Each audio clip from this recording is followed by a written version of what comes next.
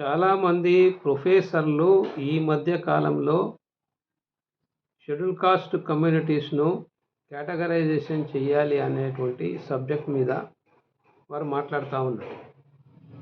దీని మీద మరి సుప్రీం కోర్టు ఏమని కామెంట్ చేసిందో ఒకసారి చూద్దాం.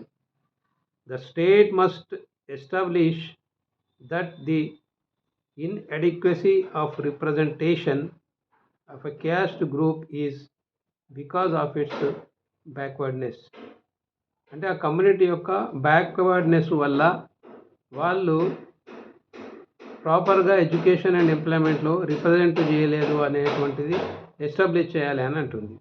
ఇంకోటి ఏమంటుంది, the state must collect data on the inadequacy of representation in the services of the state.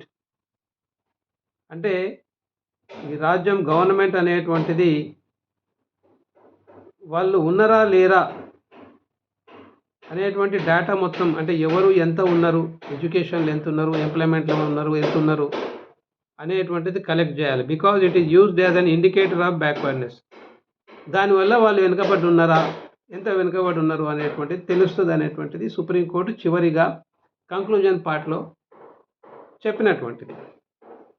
Backwardness ఆధారంగా ఇన్అడిక్వసీ అంటే రిప్రజెంటేషన్ వాళ్ళది ఎట్లా ఉన్నది అనేటువంటిది ఆధారంగా ఈ కులాలను ఐడెంటిఫై చేయాలి అనేటువంటిది సుప్రీంకోర్టు చివరిగా చెప్పినటువంటి అంశం.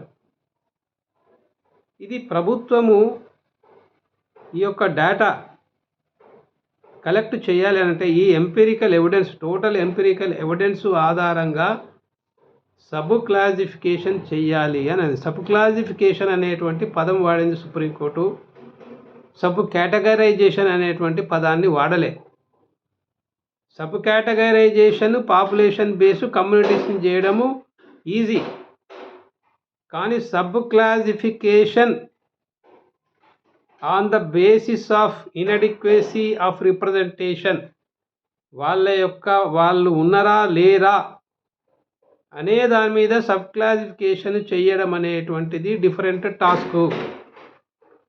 దీన్ని రాష్ట్ర ప్రభుత్వం వన్ మ్యాన్ కమిషను ఎంత దీని మీద రిపోర్ట్ చేయగలుగుతుంది? మొత్తం గవర్నమెంట్ యొక్క రెవెన్యూ డిపార్ట్మెంట్ మొత్తం పనిచేస్తే తప్ప ఈ రిపోర్ట్ అనేటువంటిది గవర్నమెంట్కు రాదు.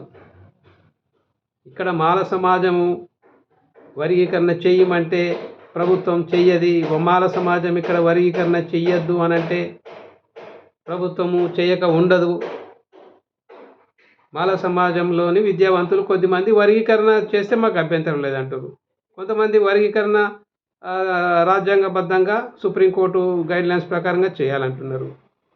కొద్దిమంది మన ఇది రాజ్యాంగానికి వ్యతిరేకంగా ఉన్నది అని కొద్దిమంది అంటారు. చాలామంది అసలు ఈ సబ్జెక్ట్నే పట్టించుకుంటలేరు. ఇది ప్రొఫెసర్లకు ఈ గ్రౌండ్ రియాలిటీ, గ్రౌండ్ రిపోర్ట్ తెలిసి ఉండాలి.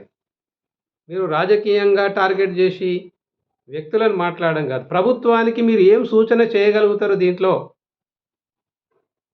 ఈ గైడ్లైన్స్ ప్రకారంగా రాష్ట్ర ప్రభుత్వము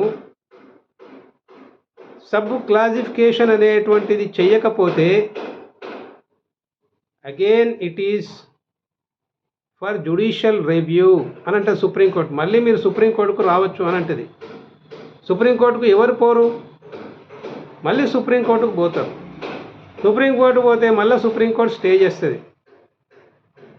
అంటే ఇది ఈ జడ్జిమెంట్ దయచేసి ఈ ప్రొఫెసర్లు అందరూ కూడా చదవాలని చెప్పి నేను రిక్వెస్ట్ చేస్తూ ఉన్నాను. ఇప్పుడు తెలంగాణ విషయానికి వద్దాం. తెలంగాణ విషయానికి వస్తే ఇప్పుడు జడ్జిమెంట్ వేరే తీరుగా ఉంది. మాల జడ్జిమెంట్ ప్రకారంగా మాదిక సమాజాలు రెండు కూడా విద్యా ఉద్యోగపరంగా అభివృద్ధి చెందినటువంటి కమ్యూనిటీస్. అభివృద్ధి చెందినటువంటి కమ్యూనిటీస్ ఏవి? ఇప్పుడు మోచి, దక్కల, సింధీ ఉదాహరణకి ఇట్లాంటి కమ్యూనిటీస్ ఉన్నాయి. వీళ్ళకు ఫస్ట్ ప్రిఫరెన్స్ ఇవ్వాలి అని అంటది. ఇలా ఫస్ట్ ప్రిఫరెన్స్ ఇవ్వాలనంటే ఎవరు? ఎడ్యుకేషను, ఎంప్లాయ్మెంటు వాడుకున్న మాదిగను సెకండ్ ప్రిఫరెన్స్లో పెట్టాలి, థర్డ్ ప్రిఫరెన్స్లో పెట్టాలి, లేకపోతే ఫోర్త్ ప్రిఫరెన్స్లో పెట్టాల్సి వస్తుంది. ఇది ఆచరణ యోగ్యమా? ఇది